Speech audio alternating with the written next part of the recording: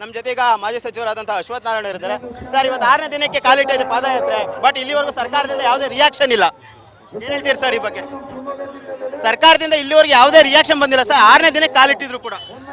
ಏನು ಅಸಹಾಯಕರಾಗಿ ನೋಡಿ, ಭ್ರಷ್ಟಾಚಾರಿಗಳಾಗಿ ಭ್ರಷ್ಟಾಚಾರ ಮಾಡೋದೇ ನಮ್ಮ ಸಂಸ್ಕೃತಿ ಅಂತ ಅನ್ಕೊಂಡ್ಬಿಟ್ಟಿದ್ದಾರೆ. ಏನು ಮಾಡಿದ್ರು ಜಯಿಸ್ಕೋಬೋದು ಅಂದ್ಕೊಂಡಿದ್ರು.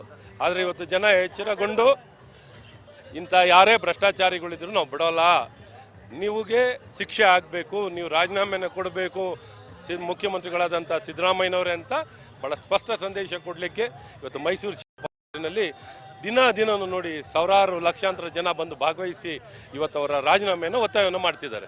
ಸರ್, ನಿಮ್ಗೆ ನಂಬಿಕೆ ಇದೆ ಸರ್? ಯಾಕಂದ್ರೆ ಇನ್ನು 2 ದಿನ ಮಾತ್ರ, ಅಂದ್ರೆ 10ನೇ ತಾರೀಕು ಸಮಾವೇಶ ಕೂಡ ನಡೀತಾ ಇರೋಂಥದ್ದು. ಅಷ್ಟರೊಳಗೆ ಸಿಎಂ ರಾಜೀನಾಮೆ ಕೊಡ್ತಾರೆ ಅಥವಾ ಏನೋ ಒಂದು ನಿರ್ಧಾರ ಹೇಳ್ತಾರೆ ಅಂತ ನಂಬಿಕೆ ಇದೆಯಾ?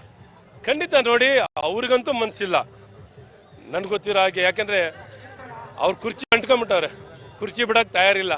ಆದರೆ ನಾಡಿನ ಜನತೆ ಬಿಡಲ್ಲ, ನ್ಯಾಯ ಬಿಡಲ್ಲ, ಸತ್ಯ ಬಿಡಲ್ಲ ಅವ್ರನ್ನ. ಆ ಒಂದು ಒತ್ತಾಯದಿಂದ ನನಗೆ 100ಕ್ಕೆ 100 ವಿಶ್ವಾಸ ಇದೆ. ಖಂಡಿತ ಅವ್ರು ರಾಜೀನಾಮೆ ಕೊಡಲೇಬೇಕಾಗಿರೋಂಥ ಪರಿಸ್ಥಿತಿ ನಿರ್ಮಾಣ ಆಗೇ ಆಗುತ್ತೆ. ಈ ಎಲ್ಲ ಹೋರಾಟಗಳು ಆ ದಿಕ್ಕಿನಲ್ಲೇ ಇದೆ. ಪ್ರತಿದಿನ ಅವ್ರು ಹೇಳ್ತಿದ್ದಾರೆ ಸರ್, ನಾನು ಯಾವುದೇ ತಪ್ಪು ಮಾಡಿಲ್ಲ, ನಾನು ಕಾನೂನು ಮೂಲಕ ಏನೇ ಇದ್ರು ಹೋರಾಟ ಎದುರಿಸ್ತೀನಿ, ಸಿಎಂ ಸ್ಥಾನದಿಂದಲೇ ಇದ್ಕೊಂಡು ಎದುರಿಸ್ತೀನಿ ಅಂತ ಹೇಳ್ತಿದ್ದಾರೆ.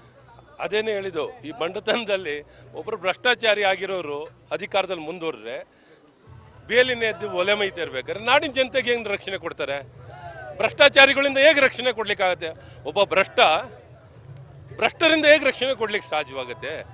ಹಾಗಾಗಿ ಒಬ್ಬ ಅಸಹಾಯಕ ಮುಖ್ಯಮಂತ್ರಿ ಬೇರೆಯವ್ರಿಗೆ ಹೇಗೆ ಸಹಾಯ ಮಾಡ್ಲಿಕ್ಕೆ ಸಾಧ್ಯವಾಗುತ್ತೆ?